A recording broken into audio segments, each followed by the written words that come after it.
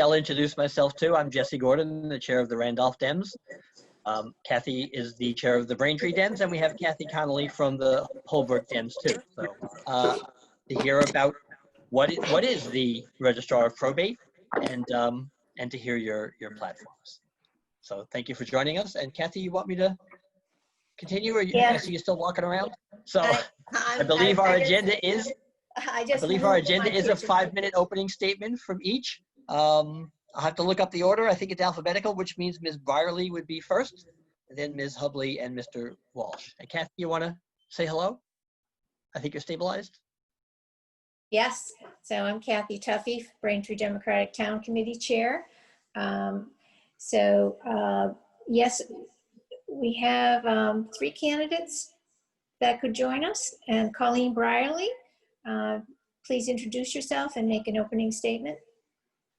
Hi, good afternoon, everybody. My name is Colleen Brierley, and I'm running for Norfolk County Register of Probate. I'm the candidate in this race that's dedicated her entire professional career to working for families and children before the Massachusetts family court system. First as a mental health professional at Taunton State Hospital, a probation aide and clerk's assistant in the district court, a DYS youth advocate through the YMCA, a DSS social worker, and since 1996, specializing in children and family law as a litigator, first working for the firm of Kistolini and DeSimone in Quincy, Mass. And some of my first cases were actually out of the Quincy District Court. And then in 1998, and since then I've operated my own law practice based in Norwood, but I practice in juvenile and probate court, and I have practiced in the Superior Court as well in all of our surrounding counties. I have advocated and fought hard battles on behalf of families in juvenile and the probate courts, and litigated and settled hundreds of cases since basically since 1996. I'm also certified as a trial attorney by the Massachusetts Committee for Public Counsel Services. I'm a guardian ad litem and a court investigator in child protective cases. You'll hear many of the candidates talk about the legitimate importance of legal services at the court.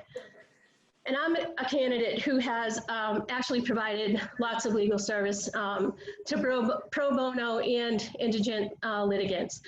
And I'm also the recipient of the Outstanding Legal Services Award from South Middlesex Legal Services. I know how the probate court works, and I also know how it doesn't work. During the pandemic, I've continued to represent families in both the juvenile and probate courts, in both a virtual and in-person basis, working on trials now in person, mostly in Brockton, and in the probate court, things are still on a virtual level. I've also volunteered for the virtual legal clinic sponsored by the Norfolk County Bar Association, where I am a member. I know the cases that are handled in the court. Since 2019, the Norfolk Probate and Family Court handled 5,120 probate of estate, guardianship, conservatorship, equity, and change of name filings. And to boot, they've also raised, had filings of 5,633 domestic relations and child welfare filings. The responsibility of the Register of Probate is to ensure that each of these filings and each of these cases, which represent a case as a family, are recorded and maintained correctly in compliance with the rules of civil procedure, case law, and the Massachusetts general laws. During this time of a pandemic, we need a Register of Probate who knows the law, and someone who knows the court, and someone who's actively working in the court. The Register of Probate is an elected position within that courthouse whose duty is to represent the public and all the people approaching that court, stepping into that clerk's office for help. And I feel strongly that no one should be denied access to the court based on their race, ethnicity, ethnic origin, immigration status, or sexual orientation. The processes and procedures in the court should be distributed and available in all languages. I'm also the co-founder. As a manager, I manage my own law practice, and I am the manager of a nonprofit. I created a nonprofit with a board of directors of 6 people Since 2014, I have coordinated and motivated people to raise almost $250,000 to help families all across the United States. As a DSS social worker early on in my career, I managed 25 families, and in reality, that is over 100 people with detailed record keeping, documentation, providing direction to direct them toward a better life with services, and to services aimed at solving family problems, which is in essence what Register of Probate will do. I would ask for your vote. I guess it started today, the in-person voting, but I would ask for your vote in the primary. My name's Colleen Brierley, and I'm running for Register of Probate. Thank you. Thank you so much, Colleen. I see that Noel DiBona has just entered the meeting. Noel, you're up next. Would you like to make a opening statement? Yes. Can you hear me? Yes, we sure can. It's all Thank you yours. so much. My name is Noel DiBona, and I'm running for Register of Probate, Norfolk County. Thank you for the opportunity to speak to all of you today. I've been in my 5th year as the city councilor at large in the city of Quincy. I roughly have over 100,000 people that I represent in a $340 million budget. I'm a former school committee member, chairperson of the Health, Transportation, and Safety Subcommittee, and I'm a 24-year small business owner, managing, organizing day-to-day operations, customer relations, bookkeeping, and hiring employees. Over the last 4 years, it's been a great opportunity working for the Norfolk County Sheriff's Office as an employee. I work with children, I work with seniors, and I work with inmates. In my first year in 2016, I was a senior youth coordinator at the Youth Leadership Academy in Braintree. We teach team building, anti-bullying, and positive decision-making. I also work with seniors, traveling around the 28 towns and cities throughout Norfolk County, giving presentations for scam and fraud prevention at all the councils on agings throughout Norfolk County. That has been a great experience. And then working with our inmates as a reentry coordinator to facilitate access to jobs, housing, and resume building so they can successfully return to our communities. I've volunteered a lot of my time as a youth sports coach for 15 years. During the COVID-19 pandemic, I knew that I wanted to give back to the community, and in do so, I was a driver delivery person for the Meals on Wheels, the South Shore Elder Services, which is around here. My platform, why am I running for this position? First off is I've always been dedicated to helping others. I'm always going to give back to others, and in this role, I want to give back to other people and help them. I am a child of the probate and family court. My parents divorced when I was 12 years old, so I know what it feels like, and I want to give the same experiences back to other families and children going through the same situations. I want to increase access with satellite locations. I want to improve electronic filing. I want to expand the Lawyer of the Day program, which is huge. It's Pat McDermott, the president of Register of Probate, has done a really good job. I want to increase it with multilingual languages, Mandarin, Cantonese, Spanish, and Portuguese. I want to use the virtual Zoom like we're doing today to set up appointments for clients if they can't get them while they come into the facility, to the agency, is that we can do it on Zoom.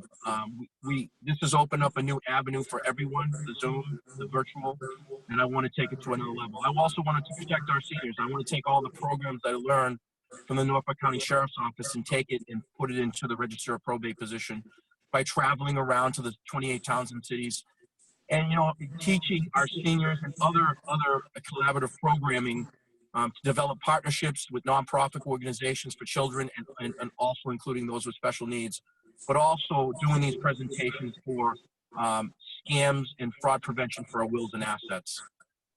These are a lot of different things on top of the role of the Register of Probate, which you probably described earlier to all the viewers. But the day-to-day operations and managerial skills that I have as a small business owner, employee of the Norfolk County Sheriff's Office for the last 4 years, a small business owner, and being an elected official over the last 7 years gives me a well-rounded resume to help others that are going through tough times. Obviously at the jail, the Dedham House Correction, most people aren't happy. People that are going to come see me into the office, if we can ever get to it after the COVID-19 pandemic, they're going to be going through hardships.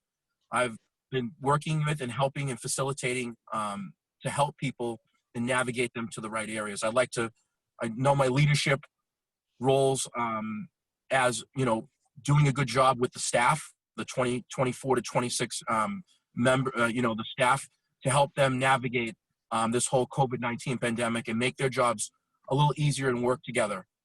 With that, the election's on September 1st. Early voting has started today. You can also mail in your ballot. I humbly ask for your vote on September 1st. Thank you for your time. Thank you very much. And next we have Kathryn Hubley, who's also from Quincy. Kathy, are you there?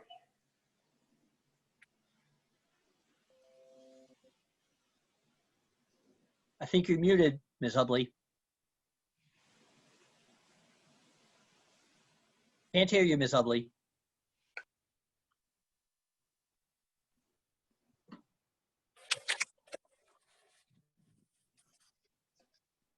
I saw you go off mute for a moment. Now it looks good. I'll send you call-in information. Why don't we go to Mr. Walsh in the meantime? I'll text it in the chat. Hi, everyone. My name is Michael Walsh, and obviously I'm running for the Register of Probate. Let me tell you a little bit about myself. First, I am a practicing attorney for the last 33 years. I have been representing individuals and families that entire time. Not only do I represent them at the probate court, but I represent them in all courts, both across Massachusetts and in the federal courts. I grew up first, I live in Westwood now, but I was born in Mission Hill. I was raised in Dorchester, down in St. Gregory's Parish, where my parents still live. Prior to moving to Westwood, I lived in West Roxbury with my wife for about 11 years before we moved here. I am a select board member here, recently re-elected to my third term. I am the only person in this race who is both an elected official and a practicing attorney. Prior to my opening my own law firm 18 years ago, I worked for a large law firm called Win & Win on the South Shore. At one point, it was up to 56 lawyers. I worked myself up from an associate to a managing partner, and left after 15 years because I was in the Boston office and they moved me to Raynham, and I decided the commute was too much at some point. So I opened my own law practice in Westwood 18 years ago and actually moved to Westwood 15 years ago. Prior to getting involved in politics, I served as the PTO president for my local Downey school, and then I became president of the town-wide 501c3, which raised money for all of the elementary schools. As a practicing attorney who represents individuals and people, I know how they feel. I know the stress that they undergo when they come into my office. Probably most of the time, it's the first time they met an attorney. So it's important to understand, how people feel about the entire legal system. This job is about bringing down the stress level of people in the position. I think as a selectman and as an attorney, I understand how to represent the individual, how to help them to get through things. I can tell you that as a select board member, as I said, recently reelected to my third term, I understand budget concerns. I understand staffing concerns. I understand that COVID is going to cause a big problem. I think that the person who gets elected to this position must be a practicing attorney, and I'll tell you why. We're going to go through some budget cuts. There's absolutely going to be some budget cuts, and I can tell you that some of the staff is probably going to be laid off as a result of this. The person stepping into this position is going to have to step up to that counter. And when someone comes in and says, I need to file this, what do I do? You're going to have that answer. COVID has made sure there's no time for a learning curve right now. We need someone who's going to be ready to step in on day one and be able to handle that counter and know what needs to be done. During COVID, I have taken steps, and I will tell you about them as we go through the questions, steps to make sure that court is still running. As a member of the Norfolk County Bar Association, and now serving on their executive board, as you heard from Dick Stady and Charlie Ryan, I also serve on the Norfolk County Advisory Board to the county commissioners. I can tell you lots of promises, and that's what politicians do, lots of promises. But I can tell you, if you go to my website, which is Walsh for Probate, and just look up my bio sheet, you'll see what I've already done. Not what I'm going to tell you I'm going to do, but what I've already done. I'm 58 years old. I'm the oldest person in this race, and I can tell you that with time comes experience and comes the ability to give back. I have been giving back my entire life, and there's not a greater opportunity to do it right now than at the probate court. I'll tell you more things later on about how we can improve the court system, but as I like to say, because I practice in all courts, I know what works and what doesn't work in some courts, and I know what changes need to be brought to the Norfolk County Register of Probate. I can tell you this, is that I have been working with the probate court, including the judges, on a bi-weekly basis to keep that courthouse running. I have been meeting with the Norfolk County Bar to find out what we can do to improve the system at the courthouse. And I have been continuing to work with them. In fact, we did Zoom hearings and things like that to be able to see how the court is running. I have also personally met with many of the staff members at the courthouse, understanding what their concerns are and what needs to happen going forward. Now COVID has made sure that right now what we need at that courthouse is a leader, someone who can step up to the counter and show people this is what you need to do and this is how we do it. My name is Michael Walsh, and you'll hear more about me, but I'm asking for your vote on September 1st, or perhaps as early as tomorrow. Thank you. Kathy, you're unmuted. Can you go ahead now and give your opening statement? Hello, my name is Kathryn Hubley, and I'm running for Norfolk County Register of Probate, and I respectfully ask for your vote. This is really weird talking to you guys on the phone like this. This is like having a phone conversation, I guess. I'm a mom, I'm a foster parent, a teacher, family advocate, office specialist, and a Quincy School Committee member for the past 8 years, 2 of which I was unanimously voted as the vice chair by my colleagues, which was a huge honor. I am a lifelong Democrat, raised in a union household. I grew up in Weymouth, attended the Weymouth Public Schools, got my associates in early childhood education, my bachelor's in psychology with coursework in domestic violence. I also achieved my Director II certification with the Department of Early Education and Care. Currently, I live in Quincy with my husband, Walter, and our 2 kids, Victoria and Nathan, both 2020 graduates, my daughter of Lesley University and my son of North Quincy High School, heading to Wentworth in the fall. Very proud mom. I'm an active member of my community. I volunteer at the Boston Marathon, at the Quincy Pride Day, and Quincy Porch Fest. I'm a member of the Parent Advisory Council to Special Education. My son was born with bilateral hearing loss and with hearing aids, and he's doing fabulous. I'm also a member of the Norfolk County Sheriff's Juvenile Substance Abuse and Mental Health Task Force. The Register of Probate helps families in challenging situations such as adoption, divorce, custody issues, and bereavement. I believe my professional and personal experience makes me uniquely qualified to serve. The Register of Probate needs to be an empathetic person who cares, not a politician. This is not about running a business. It's about helping families. And there are many people in the probate court that look at things and look at issues from the perspective of a lawyer. And I look at issues and perspectives from a mom's point of view. I am committed to serving the families of Norfolk County with integrity, empathy, and compassion to ensure fair and equitable services for all people. Also note that if elected, I will be the first woman to be the Norfolk County Register of Probate since 1954. Thank you very much. This is my background and qualifications. Thank you. Thank you so much. Courtney Madden is our last candidate. Are you on the line? I'm here. Hi, Kathy. Hi, how are you? So we're just giving opening statements. Great. So the floor is yours. Okay, fantastic. Thanks. And hello, everyone from Quincy now. We've been around the county all day today, already in Braintree and Randolph, actually, and Brookline and Weymouth and Quincy. So excited to be here and out of the rain for a little bit while folks are out canvassing. But my name's Courtney Madden. I am an attorney, a nonprofit executive, and an advocate. I'm running for Norfolk County Register of Probate because the family and probate court touches each and every one of our homes. And if COVID-19 has taught us anything, it's that our homes matter. I have a platform that focuses in 3 key areas, really exploring and expanding our digital infrastructure, embracing and doing a 360 check for accessibility, and finally embracing those public-private partnerships that really make a success outside of the classroom. I'm currently endorsed by the Massachusetts Retirees Association, which is an organization of about 52,000 retired municipal, county, and state workers. It's incredibly humbling as somebody who has woven their career between government, the nonprofit sector, and the legal sector to have people who taught me what public service should be. endorsing me in this race is incredibly humbling. I'm also endorsed by an organization called Run for Something that is seeking to bring new voices to leadership and to positions around the country. I am not presently elected. This is my first time on the ballot, but I'm not new to politics. I grew up here in Quincy. My mother was a Quincy teacher and a union rep.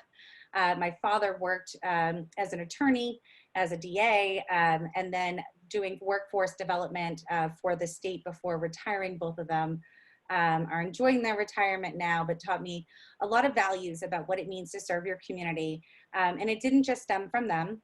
We have a long family legacy of working both in school and fire departments, particularly in Weymouth, which I know is not the city's represented here, but that is our home base as a Madden family. And my siblings and I both absorbed that. My brother-in-law previously served Randolph. Dave Murphy was your city manager for a number of years. We've stolen him back to Quincy here. But really what I like to focus on is how do we bring together partnerships? How do we bring together folks to meet the needs of Norfolk County families? And so as I focus in and zero in on those three priorities of embracing technology, of doing a 360 accessibility analysis, of helping those public-private partnerships continue to grow. I'm the only one in the race with public and private executive experience. I'm also the only one who's had to build out coalitions. You may hear that folks have had to manage budgets. It's a little different to vote on a budget. It's another thing as a nonprofit executive of overseeing 1,500 volunteers in 30 different states to develop a budget, to fill the shortholes, and have to manage it as it needs to be executed. So on September 1st, you know, you have some choices here. We're all excited to answer your questions, but I look forward to earning your vote today and to continuing talking to you about that. Thank you so much. Are there any questions for the candidates? You can raise your hand or you can unmute yourself. Sure, I'll start off. In our other county candidate debates, we talked about the possibility of how half the counties in Massachusetts were removed as a county level of government about 20 years ago. I'm wondering what would happen with the probate office and the services that you provide if it were transferred to the state, and if you support that. Okay, so we could go alphabetical order. Colleen Brierley, do you support transferring probate to the state? No, I don't. I don't support that, and especially the Register of Probate's position, because working in the court, you know, the judges are appointed by the Governor's Council, which I've testified in front of many times on behalf of many colleagues who are now judges that I was in the, you know, in the courtroom litigating with. But the Register of Probate is unique in that it's an elected position within that court. And so I would be fearful that that great service to the public would be eliminated if it were to go to the state level, so that, you know, everybody in there is appointed, the judges,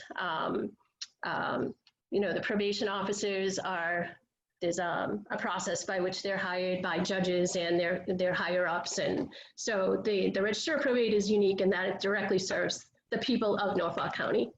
Thank you. Noel, what do you think about eliminating probate from county government and transferring it to state? I do not. I have been an elected official now for the last 7 years. This is my 5th election in 8 years. And I would tell you that I have to answer to the voters. They elect me and I have to answer to them every 2 years. I'm up on that ballot. So if I'm not doing my job, it's on to the next person. I've had very highly contested races in Quincy, best of 3 series of school committee and counselors at large. And they've been very highly contested races against people that have run for mayor. And it's been an exciting experience. I like the fact that it's elected. You're elected by the 28 towns and cities that are in Norfolk County. and you have to answer to them. If you're not doing the proper job, it's on to the next person. So it's not just about being a political person. I bring a lot of extra resume to the table that the well-roundedness of this. So I believe I like it the way it is now. If you had to be an attorney to run for this position, I wouldn't be able to run for it. And that's the way the bylaws are, and that's the way it's set up in the Massachusetts. And I like the way it is now. So I'm looking forward to this position and helping people. It's not just an elected official to just be behind the desk and do that. It's about actually reaching out and navigating what the people's needs are that come in to see us. And I really like to bring my business background to this position because I know that I can do a very efficient job with it. So I would say no to this question. I hope there's more. Thank you. Thank you. Kathy, do you, Kathy Hubley, do you agree that Norfolk County Register of Probate should stay at the county level, or do you think it should be transferred to the state? No, I think it should stay at the local level. I believe it's very important, and especially in knowing your constituency, that's just vital.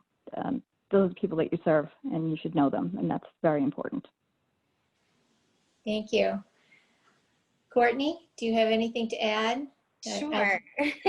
So as a lifelong Democrat, I believe that government, I do believe in a centralized government, but I think that it's important that when you're talking about the services or the branch of government, that it is the right size. City government would be, municipal level would be a little too close to the ground and probably very difficult to manage, and we would have great disparities statewide. For this type of intimate court proceedings, feels like the wrong size, too big. So it's a little bit of Goldilocks. County government seems like the right place for the Register of Probate, and so I would support it staying there. I would not support it going to the state or back down to the city or local level. Okay, Michael Walsh, do you want to make this unanimous, and or do you have a different opinion about transferring probate to the state? Kathy, I'm going to be the deal breaker here, and I'll tell you why. It's already taken over by the state. The budget, everything comes to the state. It comes to the trial court system. It is not managed by the Norfolk County Advisory Board. It is not. It is managed by the state.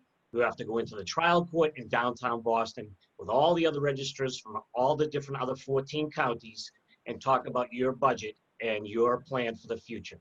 It's already in the state hands. It might be called Norfolk County because of the cities and towns, but the budget and every piece of it is already managed by the state. So I will be the deal breaker and say, it's already that horse has already left the barn. Thank you. Are there any other questions for the candidates?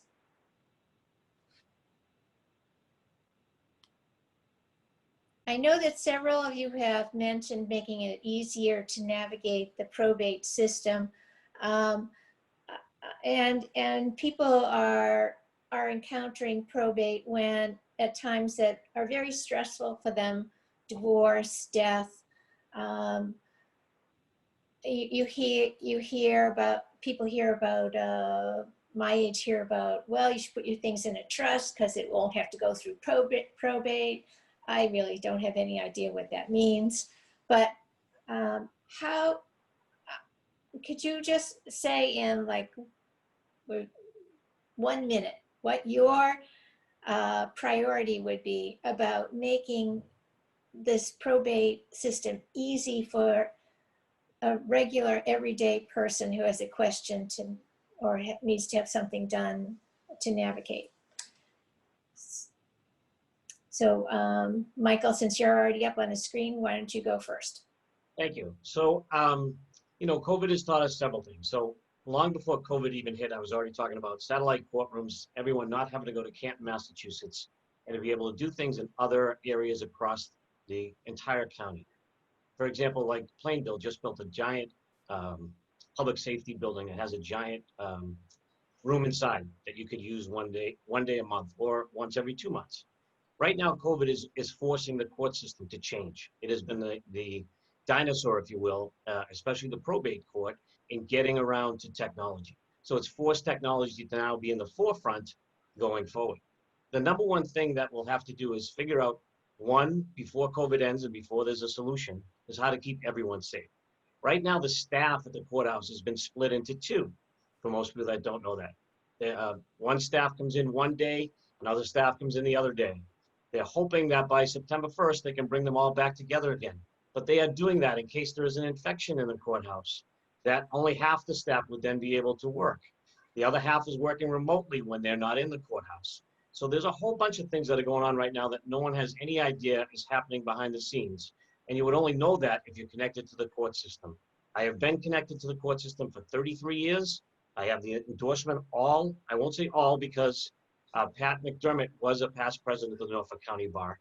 But other than Patrick, who is running his own race and doesn't want to endorse, I have every past president of the Norfolk County Bar Association who uses that court endorsing me because they know why.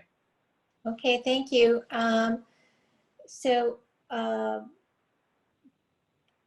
Could we have Courtney? Courtney, my question was, if you could just say one thing that you would do to make it easier for regular people to navigate the probate system? Sure. I mean, embracing a digital infrastructure is important. And right now our court is meeting through Zoom hearings. And I think all the attorneys on here would say it's important that people are able to have in-person hearings and they have the right to that. So even though that is a patchwork that has been built out currently by the staff, and the staff's doing a really great job. Look, there's a team of 25 there. They're doing an amazing job. And I think they are handling this in stride and had to build out some things very, very quickly and learn how to manage a courthouse under very difficult circumstances. But there's still some more pieces that we can do. There's a lot of public-private partnerships I talked about in the beginning that really invest in success outside of the courtroom. And right now it's incredibly difficult to connect with them. You're not sure where they are. There is no place to go online and have a list of them. And that includes the Lawyer of the Day program. So I know that a lot of us are all committed to expanding the Lawyer of the Day program, but I have a plan for how to do that. I personally served as a 303 certified clinic attorney when I was in law school. In your third year of law school, you can practice as long as you have a supervising attorney. And so instead of just relying on current attorneys who are trying to, lead their own practice and pay their own bills, it's incumbent upon us to bring more attorneys into the family law practice area. We can do that by bringing in these zealous advocates and these amazing third-year law students who are eager to represent students or eager to represent clients and pro se litigants. And that really will speed up a lot of things in the courthouse. Pro se litigants come in and they need a lot of support. It's not just the public-private partnerships, they need legal guidance. And so making sure that they have access to that is so critical to making this process easier so that you don't necessarily need to know what a trust is. You have somebody that you can talk to when you get there. Okay, thank you. And Kathryn, can you tell us give us one example of a way you'd make it easier for regular people to navigate probate? Well, I would say my first priority is accessibility. Not everyone has a car, and not everyone is tech savvy, and not everyone has the same online connections. So obtaining resources to the probate offices needs to be fair to all, and there needs to be options. I believe that through online access, although online access can be important to some, it's not equitable to everyone, and even in the best conditions. And we need to look at satellite offices as possibilities for an option to be discussed. We also need to look at those offices making sure that there's translation and interpreters available when requested and needed to be there. I think that's vitally important. Thank you. Thank you. Noel, can you explain one way you would make it easier for regular people to navigate probate? Well, I also want to help out the staff. So I would say training and specialization would help out. Getting more up to date with the Zoom and the virtual end of it, but also increasing for folks that don't have can do an electronic filing, to have those satellite locations where they could go in and maybe put that on a PDF and get that over into the file system. trying to make it a lot more easier, not only for the clients, but easier to manage for the staff.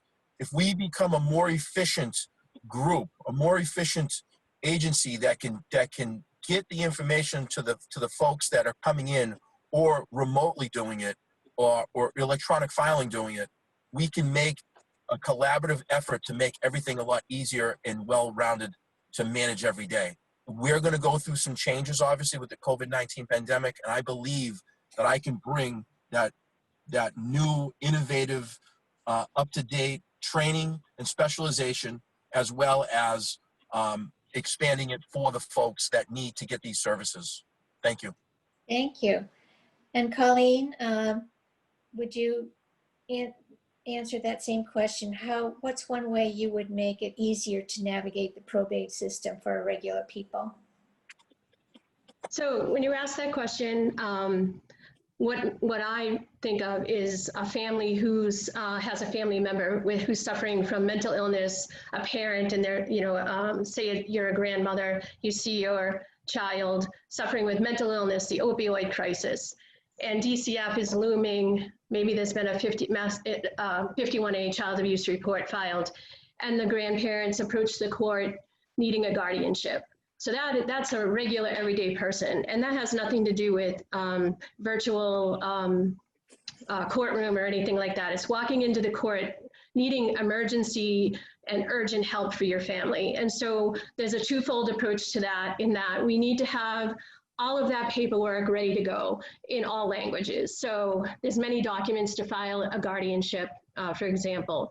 And to explain, and then in conjunction with that, to really build up that lawyer of the day program, which is so vital to helping the court run smoothly. So we need to build that up so that a person can receive that packet and then go down the hall, around the corner, wherever, and get some real life advice right then and there on how to fill out those papers. They may have to leave and go back and get birth certificates, marriage certificates, birth certificates of the children, that is, and come back to the court. So those are just real life, a lot of people don't have internet. A lot of people, we're on Zoom all the time, but people don't know that. Many older people my age who have grandchildren don't know Zoom. So that's a real life, problem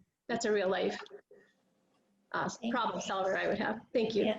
Thank you very much. Kathy Conley has a question. Kathy? Hi, I'm Kathy Connolly from Holbrook, and I'm always surprised at how many people die without wills, or even filing homestead certificates on their homes to protect them from debtors, so that they could avoid probate, in death, or protect their estates. What role do you think that you could play in helping to educate people how important it is to create wills, to have wills, or financial education about how they can protect their estates? Okay, we'll start in the middle then. Kathy Hubley, can you answer that question about wills and helping people protect their estates? Thank you. Elder abuse information is vitally important. I think we need to be communicating that out, especially to our elders, to protect them. Identity fraud, false reporting, but there's so much with scams that are going on with our seniors that we really need to protect them as well. And this is one of those areas that's extremely important, that they need to be protected. So I would say education and just getting the word out there. All the senior centers, they can be, housing authorities, they can be advocating this for them as well, and telling them what they need to do to find the right avenues to get this information. And we need to be promoting to them as well to help us to do that. So communicating as many resources as we can out there. Thank you. So I talked about that. Michael Walsh, will you answer that question next about wills and estates? Sure. Kathy, if I had that answer, I wouldn't be running for the Register of Probate. I would have so much money that it would be incredible. I belong to a networking group of 750 professional advisors in the New England area, and they would all love to make money. They have been trying to get people to the table to understand how important it is for the longest time. Being a member of the Norfolk County Bar and a member of this group, it's just a matter of continuing to, hit home and say, this is what you need to do. I think it should be almost a college course that you need to learn. Like, this is probably the most important thing. Whether you have one child or no children, you still want to not have to go to the probate court if you can all avoid it. And so it's just a matter of continuing to have the litigators, the people that do estate planning continue to push. Maybe it's more education at the courthouse. Maybe we run a little billboard in the front that, do you have your will? And then you kind of rotate through a list of people. And, for the higher estates, you want to give them the higher lawyers. And for the people that have very little of anything, you want to have them do simple wills. And you have to figure out where that dollar figure is that someone can afford to get it done, and explain to them how much better it will be for not only them and their families, but everyone else. But if I had that answer, well, I would be a millionaire. I wouldn't need to be running for any office. Well, and it's not even that expensive to have your will done, and you save so much at the end. And it's young and old. I agree with you. And like I said, it's just a matter of trying to continue to get that word out there. And every single one of those lawyers that do estate planning would love to have even the smallest ones just come in. So that's extra money for them. So. Okay, so next we'll go to Noel DiBona. Kathy, your question again was, how could the Register of Probate help people understand about wills and estate planning? So Noel, what would you do to help people with their wills and understanding estate planning?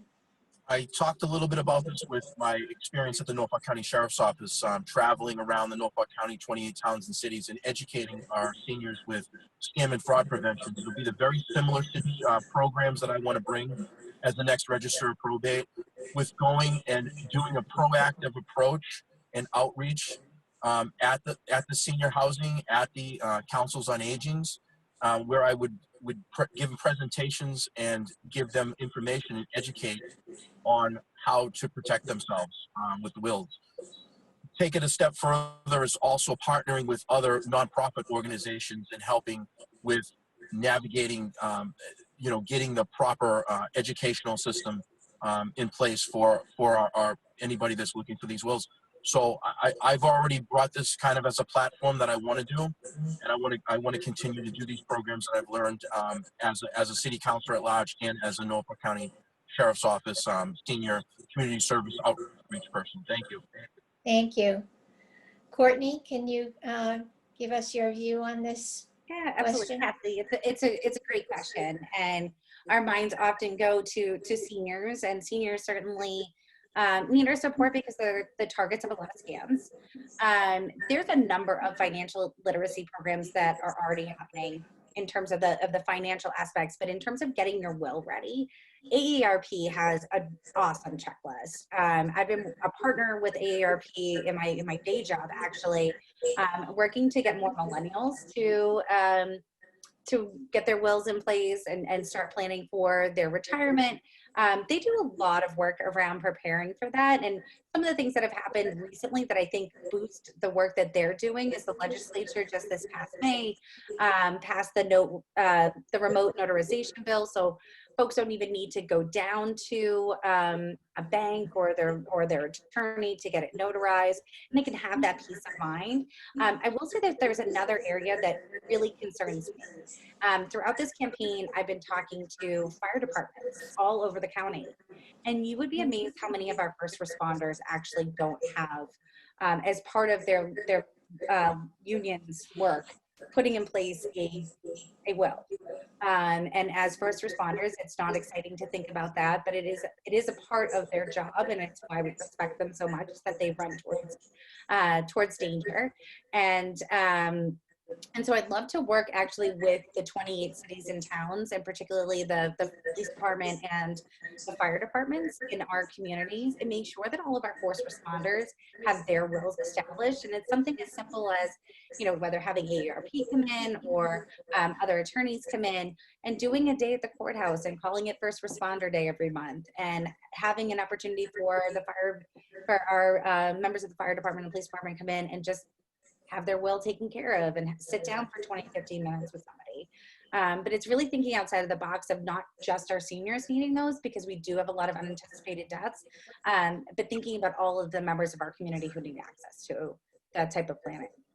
Great, thank you. And Colleen, can you finish up with this question? What's your view on making it, helping people understand the importance of a will and estate planning? First, I'll start by saying, love this question, and it is so important. Wills, healthcare proxy, Homestead Act, all of them are basic documents that every person needs. A will can be very simple, or it can become more complicated depending on how much asset you have accumulated in your life, how many children you have, and things of that nature. But a basic will should be something that it should be super easy to have. Last year, I represented a 50-year-old woman in probate court who had a sudden brain aneurysm and did not have a healthcare proxy. It was many court dates, stress for the family, needing to get a healthcare affidavit. So these things can be simple forms, but they're also extremely important. So education is huge, and I don't know if I would harness the law student so much in the probate court, but I would definitely, when I was first out of law school, hungry to get my feet wet and get some experience. So, new attorneys, and we live in a very wealthy, we live in a county that has some wealth. I mean, it's diverse, but there are some high-end law firms that work out of the Norfolk Probate Court, and I would definitely be working with them to try to provide and give back to the community and offer some clinics and training on these simple forms that can have tremendous and horrifying effects on a family's life if they're not in place. Thank you. Thank you. Those are all great answers. So we do have our state Senate forum starting at 4 p.m. So if there are no other questions, I would like to thank everybody and wish you all the very best of luck in the election. It's been really great to hear everybody's views, and I thank you all for running. It's important to have a choice, and you've given us a choice in Norfolk County. So with that, we're going to head over to the State Senate Forum and enjoy the rest of your day. Thank you. Thank you so much for having me. hosting. Thank you. Good luck to everybody. Thank you. Thank you very much. Bye. Bye-bye.